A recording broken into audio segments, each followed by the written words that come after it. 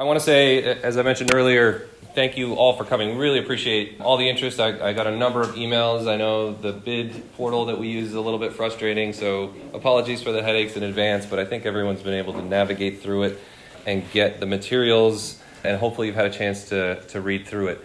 My goal here today is to do some introductions, give you a little bit of a background on the project, and then give as much time as I can to any questions that you may have as potential proposers on the Sonoma Developmental Center RFP. We are recording this meeting, but it's on my phone here, so when you guys ask questions, I'm going to be repeating them just to make sure that we get it on the recording, and then we'll load this up on the web. That way you can review the comments again, and anyone who unfortunately couldn't make it today will be able to get the same information. So starting with intros here. My name is Milan Navaida. I am the Deputy Director of Planning for PRMD. I am the new Deputy Director of Planning. I've been here for going on a little over 2 months at this point. The project is something I'm still coming fully up to speed on, but it's been a deep dive and we've had a lot of support. I've had a lot of support from every other department that's been on this ride, and it's been a long one so far. And we're all very excited about where we've landed with this project. This is, I think, is not an understatement to say it's a model for the state. It's a one-of-its-kind project. The state has never done this before within a local jurisdiction.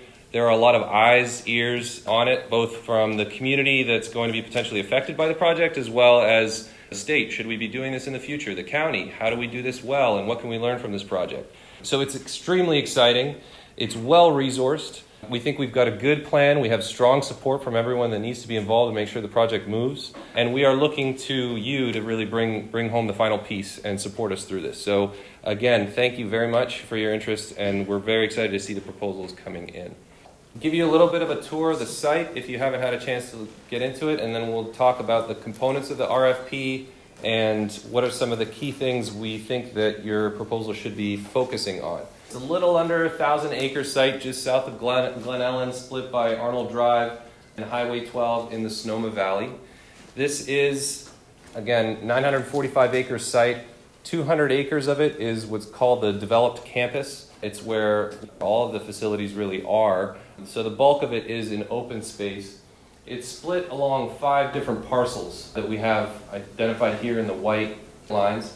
This chunk has been given over to the Jack London State Park. So while this is within the planning area, there are certain encumbrances on the land that are already there, and we'll get into a little bit more of them as the project goes. There's also an off-site camp over here that's part of the project as well. It's within the full scope of the SDC. Virtually the entire undeveloped portion of the site is within the community separator. This is the county's adopted community separator. It's a voter initiative. This really locks in development and prevents development within that area without a referendum. So there's a significant constraint from the county's perspective on development within these areas, but obviously you can see that the core campus is excluded from that.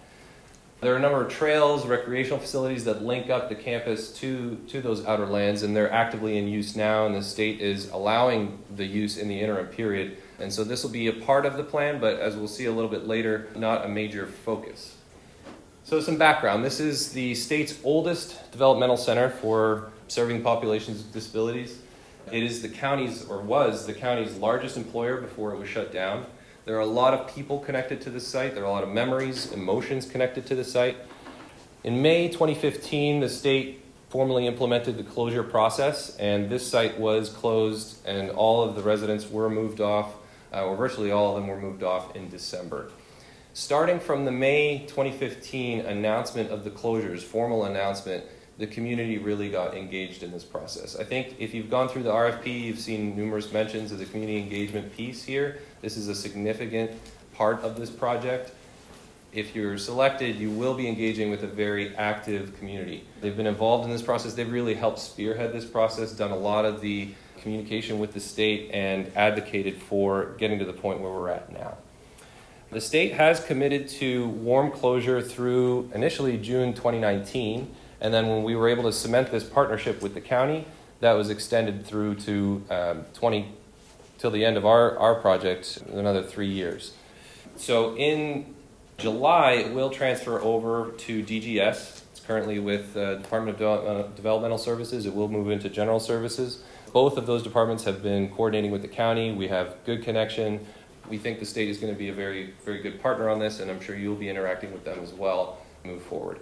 Just to give you a sense of the cost and what the state has in this, just to hold the warm closure status, we're looking at 11 to 12, or they're looking at about 11 to 12 million dollars annually to keep the facility running. I say that because, as we'll get into some of the constraints with the site, we have some major infrastructure, building, and structural issues that are contributing to that cost, and it's a very large site. One of the central goals here is to get this into disposition mode and have an active bidder on it. And what we lay out is the land use framework and some of the incentives within the policies need to respect the fact that there are some significant costs with operating this facility, and it needs to be an attractive opportunity for a potential bidder.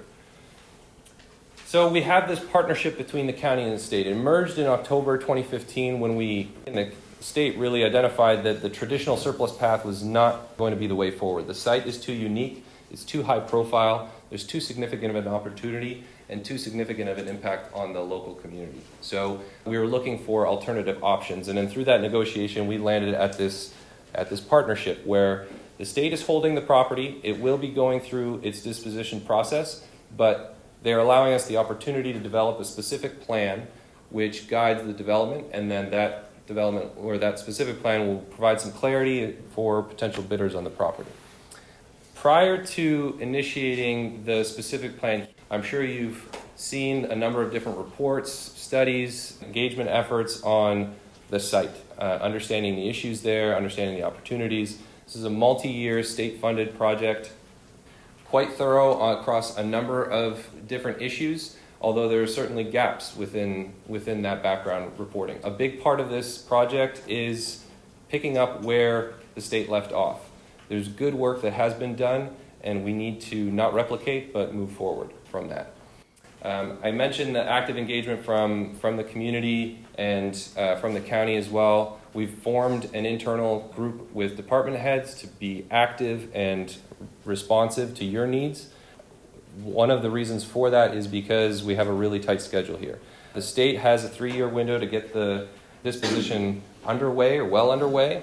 We've committed to a 2-year time frame for the specific plan. It's non-negotiable, it's a hard line.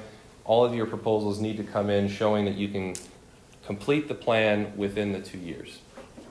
To touch on community involvement and some of the actors that you might see if you're reading material or getting engaged here, since 2015, we've had various grassroots groups come together and form representation for the local community. Transform SDC is one of the more formalized bodies. It's really spearheaded by Sonoma Land Trust, but there are a lot of other players involved, and they're working collaboratively within Transform SDC or in relationship with Transform SDC. We have the SDC Coalition, which is a very broad group of different stakeholders that have come together. They have been meeting monthly at one point. It's been on hiatus until we've resolved this specific planning process. They're meeting up again.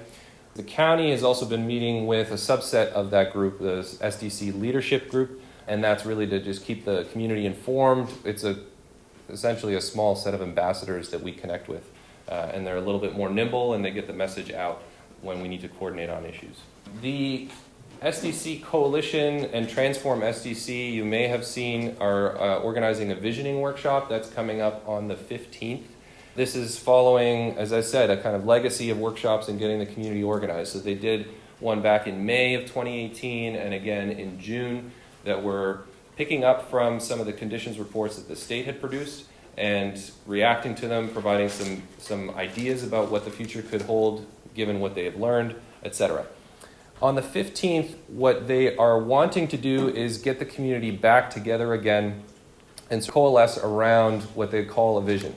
We've been talking again with the leadership group about how that would play into our planning process, and I know there may be questions around, is this really the defined vision and that's what we need to implement, or is it still fluid? They are open to evolving that vision. What they wanted to do and what they will be doing, hopefully, is getting the community together again just to refresh their thoughts so that you have a sense of what they're thinking at the moment. But our expectation is through the specific plan that we have robust engagement and we are checking that vision statement, building on it, and making sure that there is truly broad consensus around the local community and in the broader area, that vision represents what the future of the SDC will be. So I encourage you to go. They would like for you to attend the meeting. I think it's a good idea if you can. You'll get a sense, again, of some of the community voice that is out there. Outside of those organized efforts, there are also individual proposals that have come in from a variety of different groups that you may have encountered online or heard through our hearings at the board. These are definitely on the table, and this is one of those issues that will contribute to the evolving nature of the vision. So what gets developed on the 15th, as I said, still needs to be tested with any other stakeholders that may participate in this process. We are right now really tracking the trailer bill, which is going to cement the arrangement that we have with the state. As I said, they've been fantastic partners and really have tried to do something unique and different here. You may have pulled up the trailer bill language. We can go into this in detail, but some of the pieces that I just wanted to highlight to let you know what our commitment has been to the state and what we will be looking for in the proposals. There is an affordable housing priority for the project. That's not to say that everything has to be affordable housing. We do anticipate a mixed income approach, but affordable housing has to be treated meaningfully within the specific plan. There is the maximum 3-year duration that I had mentioned. Within the trailer bill as it's currently drafted, they do talk about the preservation of open space and parkland in perpetuity. That is the expectation, although the formal process for achieving that has not been ironed out, whether it'll be an easement or some other instrument. But the expectation is that those 700 some odd acres would be relatively off the table from a planning perspective, that they would be preserved as open space or parkland with public access. The county-specific plan will happen in tandem with the disposition process, although we will learn more about that as we get underway. The expectation is that as we start crafting a vision, get into some conceptual alternatives, start pinning down what really the community wants and what the preferred alternative is, that the state would have enough material there to start rolling with their RFP process and getting bids on the property. Obviously, we're going to have to watch each other closely and make sure that those things align properly. The intent from the state's perspective, because it has a responsibility to all residents of California, is to reduce uncertainty with what could be done on the site, increase land value so that they can increase the sale value, expedite marketing, and maximize the number of interested parties by combining all of those elements together. Another factor that's mentioned is the Eldridge Cemetery. There's some funding associated with a monument to commemorate the history within the cemetery, but the message about cultural and historical preservation, I think, needs to spread beyond that. This site is significant in its resources, and your proposals should have staff on hand that is able to address that aspect. Disposition will not preempt the county planning process, so we have reached an agreement that they are allowing us to really set the land use framework, and we are working again in partnership here. So the expectation is that we will have free rein to identify the vision, craft the policies that this site needs, and that disposition would follow that and be aligned with that. And then we will also have an annual, the bill says quarterly, but in recent discussions I think we're going to be looking at an annual reporting requirement. We're going to require some input from you on that, but that shouldn't be overly onerous. This should be relatively familiar for those of you that have been involved and been managing specific plans before. We're really looking at 4 phases, and this is how we set up the RFP. We put some time into the RFP to really craft out your scope and work plan so that we can give as much definition as possible. 1, we want to cover all the issues that we know we're going to need to cover, and 2, we wanted to cut out the ambiguity and make it easier for us to evaluate the proposals. We really want you to stick to the work plan that's already in the RFP and build on that, insert new tasks as you go, but we should see familiar tasks that are in the RFP listed. It is possible to deviate if it's absolutely critical and you feel like there is substantial need to do that, but you will need to justify why you may be dropping certain things that we've included in there. So I strongly encourage that you don't do that. But I'm open to hearing good ideas. So generally, we're looking at background, conditions report, constraints analysis, moving and divisioning, conceptual level alternatives, draft planning, doing the environmental, and then helping us with the adoption and implementation process. On the conditions and background analysis, the biggest pieces there are, again, picking up on what's already been done, not replicating, not rehashing, and then we have some specific categories that we know we're going to have to address within that. Some key messages I want to leave you with before we go to Q&A and let you drive the discussion here. Again, review the existing material. We've provided more time than we would typically provide on RFP because the expectation is that we want all firms to be able to digest the material, at least at a high level, and understand what is there and where they need to focus their time because of the gaps or the building on that needs to happen. We do not want to replicate work that is already done that is sufficient. The desired goals, objectives, outcomes on page 8 of the RFP, I think, is a good starting point for understanding what it is that we want to achieve. So I'd focus your attention there. We have also within the RFP provided a list of known issues, known complications, known challenges, or areas where we know that we're probably going to need to see pretty significant budget items associated with them. The engagement piece we discussed already. We have significant circulation constraints on the site. Design guidelines will be necessary, although we are not expecting or not really looking for an architecture-heavy firm or architecture-heavy proposal. That's not to say architecture firms can't lead it, but the issue here shouldn't be focused on design and architecture. There are some significant structural, policy, land use questions that we think proposals really should be more heavy on. As I just mentioned, infrastructure is a huge one, both in terms of the structures that exist, the utilities that exist, the systems that are in place, the contamination on the site, the access to water and distribution of the water on site. This is going to be probably the biggest item with the specific plan. We have structural assessments of the property that you can read about in the existing conditions report that go into detail on both architectural and structural integrity and seismic resistance. We know that this is going to be an issue. A lot of the buildings don't really have a future here. So that raises the question of the environmental impact of removing the buildings, and we need to be considering that. Contamination has also been identified through a limited phase 1 study throughout the site. Look at that study, identify what needs to happen to understand better how significant the contamination issues are. As I mentioned, the historical cultural piece is also important here, both for the structures, the site, and some of the events that took place. Again, we provided a detailed scope. Use it as your guide, build on it, but the goal here is that we see some relative consistency within that so that we can compare along where you think you need to be focusing your time within this project.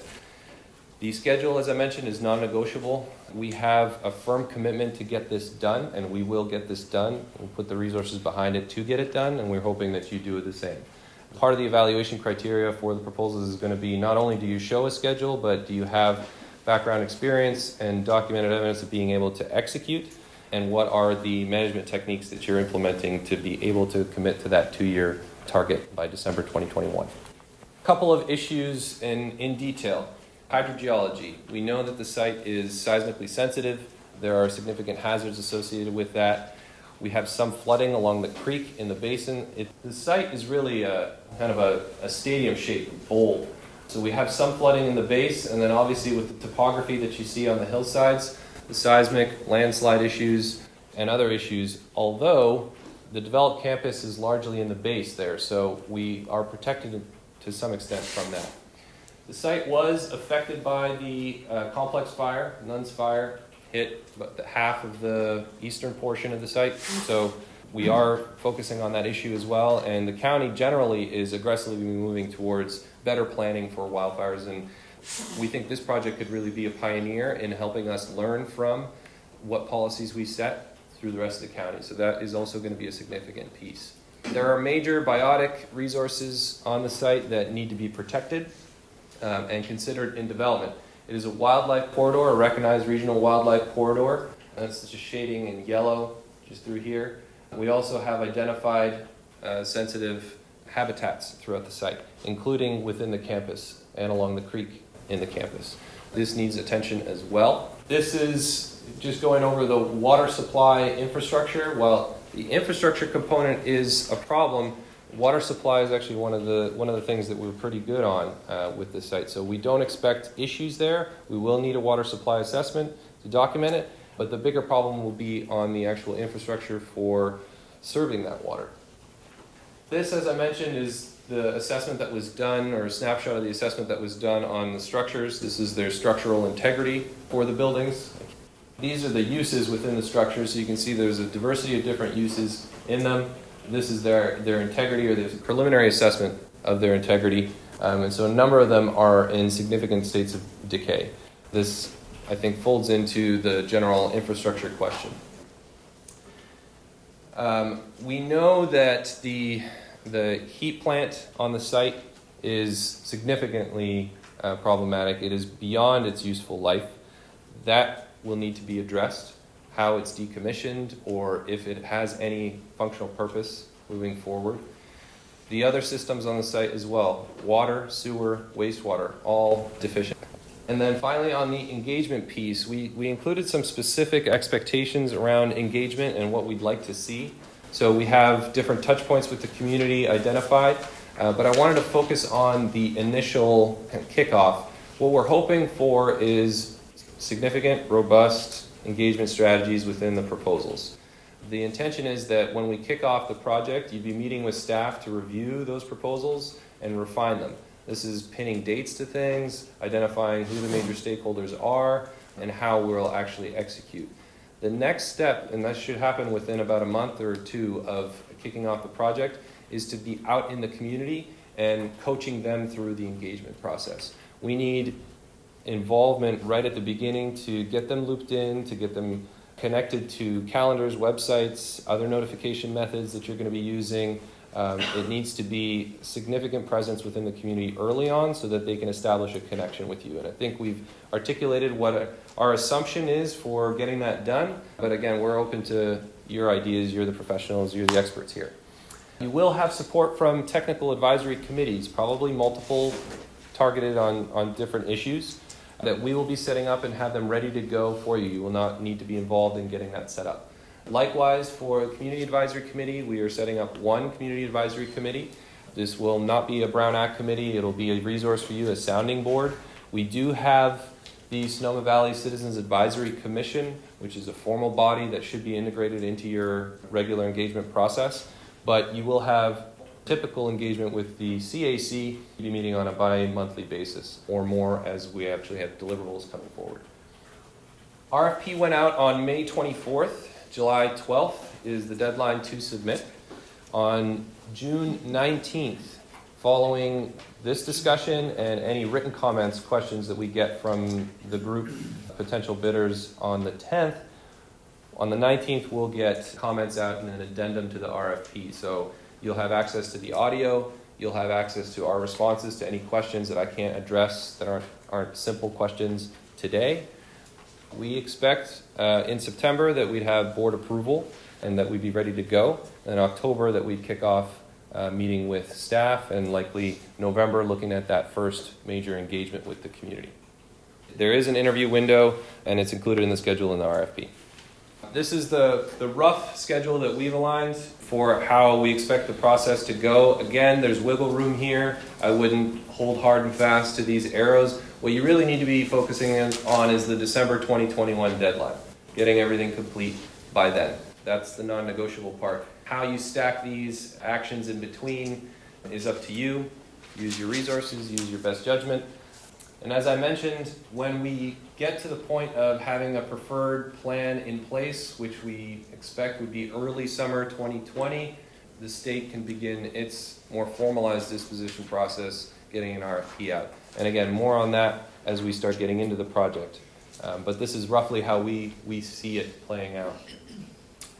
We have a project website hosted through Permit Sonoma, which has the references, a lot of the material that's in the RFP. If you've got your hands on the PDF of the RFP and in the bidder portal, you don't really need to go to this website. the bidder portal has more information, but this is just a handy reference, and it's also where we'll link to the audio video for today's meeting. Any questions? I was taking notes hastily and I missed what you said about the cemetery part component of the site. The question is about the cemetery. Yes. So there is a process right now to fund a monument at the cemetery site. So that's just active and ongoing. But the cemetery is part of the collection of historic and cultural resources on this site that need to be understood and folded into the planning process. Were any of the firms that have done prior studies for the site included from the work, or are they able to also propose? They are able to propose. But we've tried to provide, as I mentioned, a broader window to really digest all the information so that you will have an equal opportunity to bid. There's no preference at this point. There was mention of already getting some prospective bidders. I'm just sort of curious as to what those were or what they're proposing. Prospective bidders from the states and? The buyers. So this is what I was alluding to with other proposals during the slide on engagement. So the SDC groups, the Transform SDC group, have been involved in trying to get together a broad section of the community on this vision, exploring ideas for the future. That's been more of a collaborative group, but then alongside that, there have been individual proposals. There's one from CDEC, I think I'm getting the acronym right, on horse-related or equestrian-related uses for the site. There are a few of those out there. We expect that those discussions will be folded into your engagement, and the community will have a chance to weigh in on whether that's an appropriate use for the site. But none of those proposals are being seriously considered by the state at this point. They're allowing us the time to do the policy setting first. So we're really looking for this engagement process to figure out which of those proposals actually have legs, if any, or what form. So that's an open discussion. So on page 5 of the RFP, it says that the selected consultant team will peer review the findings of WRT's existing conditions report. Can you talk a little bit more about that, so that we understand how much resources to put towards that, what level of detail you're expecting, and so on? Yeah, the question is about what level of detail needs to go into the peer review of the previous conditions reports. We're open to your input. Our goal with having that stipulated is that you are dedicating time to understand everything that was done, and not just scanning those documents because they go into significant detail. So we expect that you are putting resources behind fully digesting what's gone into the conditions reports and are prepared to make recommendations on what needs to be done next. So we've given a window, 6 weeks within this RFP for you to do the scan. When we actually get the project underway, we're going to need to know specifics. So where exactly do you think we need to spend our resources? And it's really going to, it's going to be up to you. We've identified some gaps already in the conditions report, and that's not I know he's in the room, but that's not a knock on WRT. It's just every project has its scope and its budget and its time frame. And so we are now taking it to the next level. So you've got to spend some time figuring out where you need to invest the resources. Is the state funding the money for this to pay for the proposal? For the proposal? It's 1.5 million, right? So yeah, the budget is in the RFP. I think it's a little under 1.5, 1.45. So it is funded through the state. This is the arrangement. Originally, did the state put up, I thought I had heard, maybe it was urban legend, but I thought I had heard that the state put up $4 million for the plan. Is that correct or not? So the state's allocation is $3.5 million associated with planning and the SDC. And so what happened to the other $2 million? That's based on our full accounting of what it would take to put the specific plan together. That includes getting a consultant on board, includes staff hours, includes council hours to review the materials. So that's the soup to nuts. The component that we feel is appropriate for The consultant team is the 1.45 in the RFP. So the 2 million is going to the county PRMD? Do you want to distribute the sign-in sheet? The question was whether we'll distribute the sign-in sheet. Oh, We can do that. We can get you guys connected. What happens when you have a situation where what results from the vision and community engagement simply does not create enough there to offset all of those costs that you've correctly identified? What happens then? The question is, what happens if the engagement and the vision is not aligned with what's necessary to have the site be viable Yes, from a marketing perspective, from a sale perspective, financial perspective, financial perspective? fiscal perspective. I think that's an important question. This is the partnership that we have with the state, and we are committed that through this engagement work, we find a viable solution for the site. The reason why the state was willing to move away from the traditional disposition process, surplusing process, is that it leaves it to the highest bidder and there's no control. So we are looking for strong mediation facilitation skills from the team so that we can bring the community together around a vision that works. There's going to be some hard messages that potentially need to go out, some realities that need to be communicated to the area residents, but it's necessary so that they can achieve their stated vision as well, which is to come up with a policy framework that balances all of the needs on the site. So that is part of why we emphasize the engagement piece so much, because there's going to be an education component in there. And then the conditions reports that we talk about, there's the pro forma on housing so that we can get the information out in the community of what it really costs to bring in affordable housing. Think about that and understand that, and what are the implications on other development that needs to carry that cost. The infrastructure and structural pieces that I keep mentioning are heavy cost items that, again, the land use framework needs to be able to accommodate those costs.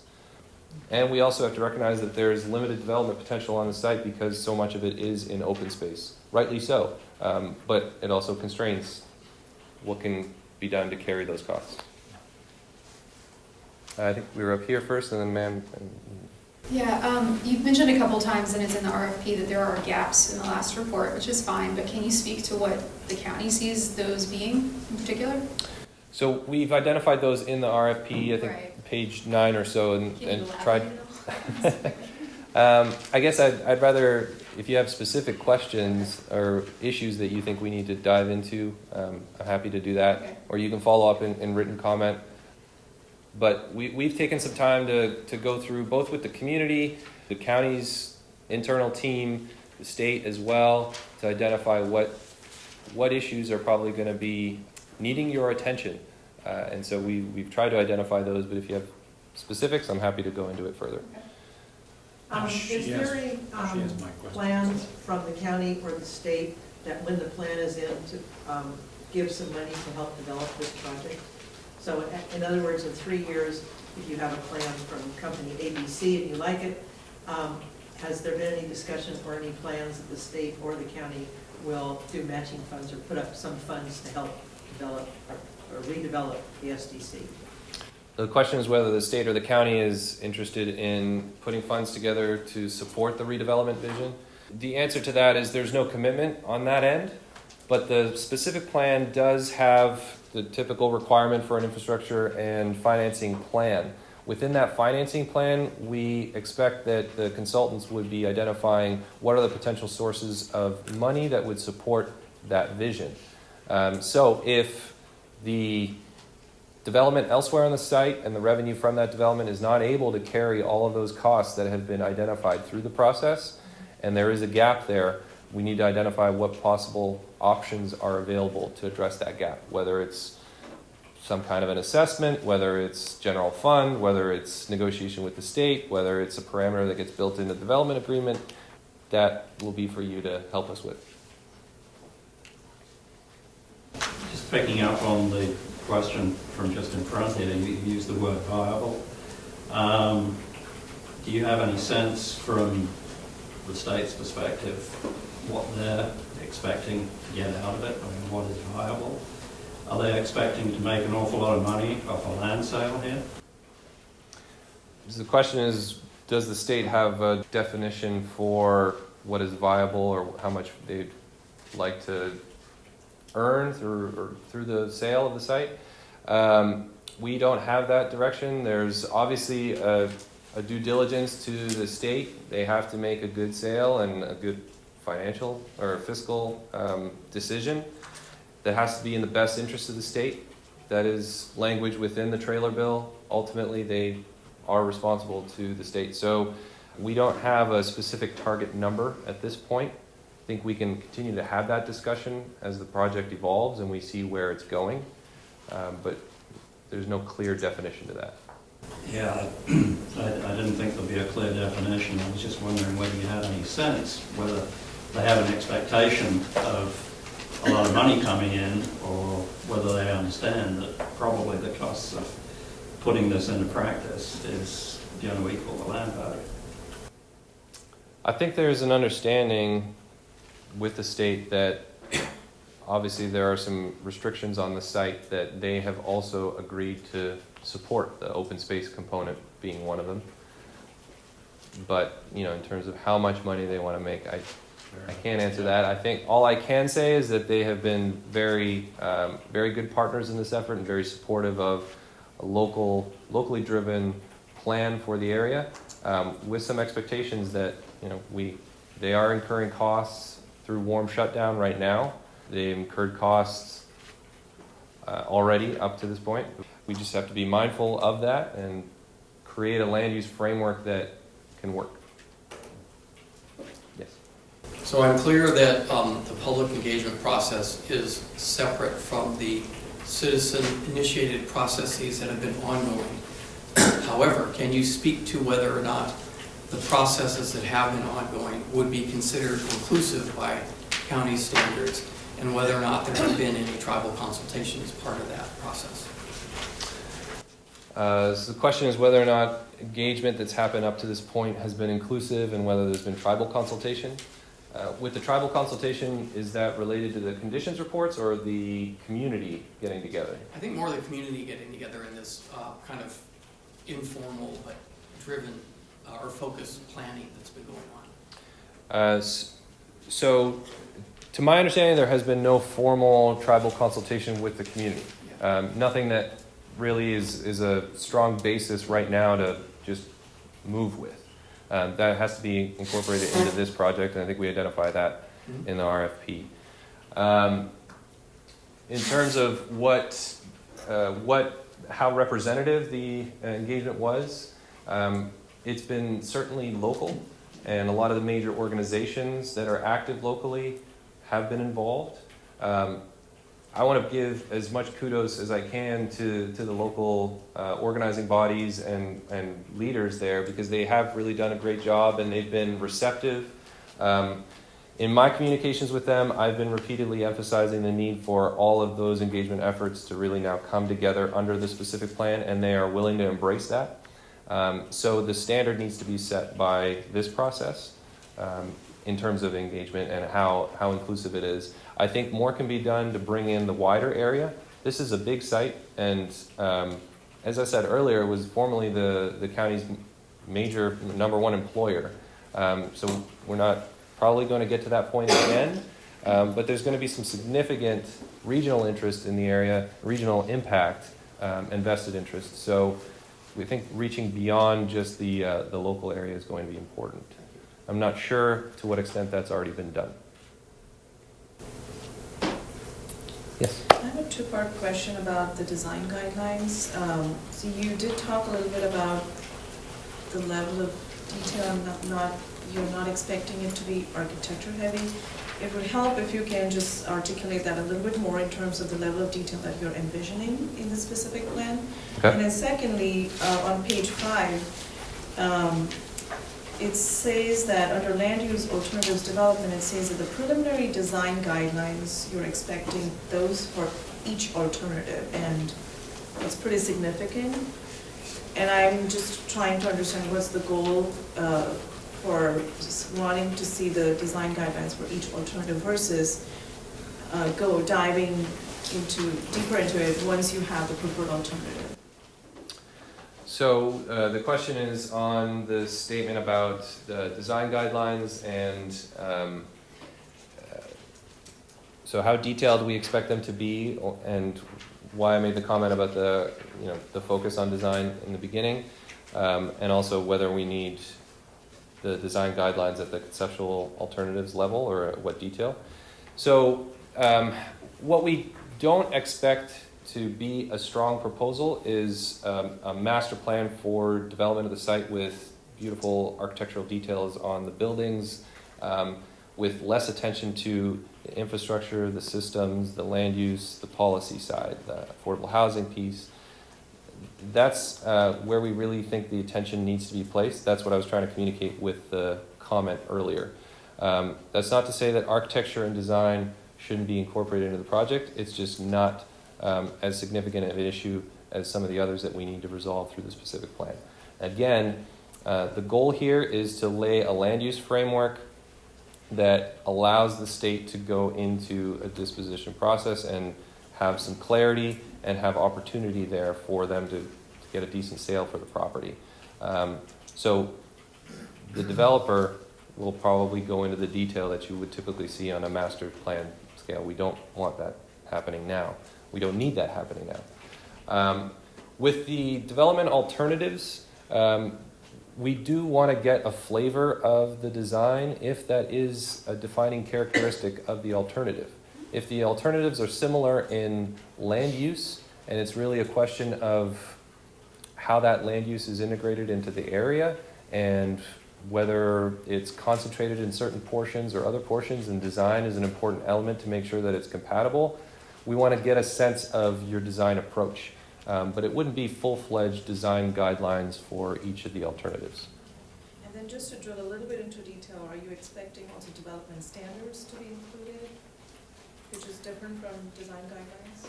I think we're open to that. We're not prescribing at this point. But from the county's perspective, we're talking about a specific plan with ordinance following. And so we'd be looking at development standards within the ordinance, and you'd certainly want to give some clarity on what that's going to be. So, yeah, I'd be surprised if we didn't have standards, but we haven't prescribed it. Yes? A few years ago, the state said that they were not interested in selling the land, but they wanted it used for the public good. So it sounds to me like they've kind of changed a little bit. Would they be open to leasing the land, or do they definitely want to sell the complex? I think this might be a better question for our Gerald at the back, who's coming here from the state. The question is whether the state has... The disposition process, typically the state has done leases, they've done sales. So they're open to all those? Yeah, it hasn't been determined. Okay. So it's too preliminary. Okay, that's what I wanted. Thank you. So the question was whether the state has shifted gears or narrowed its focus on what they want to do with the site afterwards, and it's still fluid. Anything else?